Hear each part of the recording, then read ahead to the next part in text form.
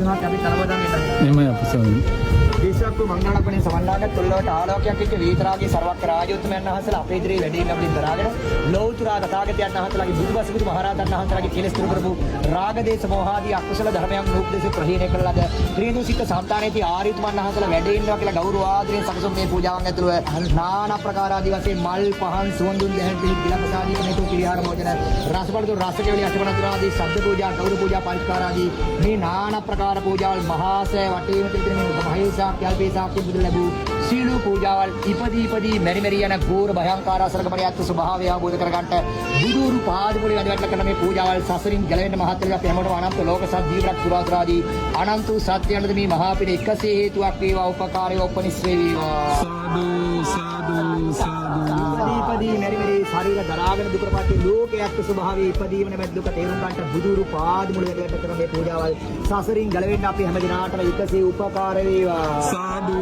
සාදු සාදු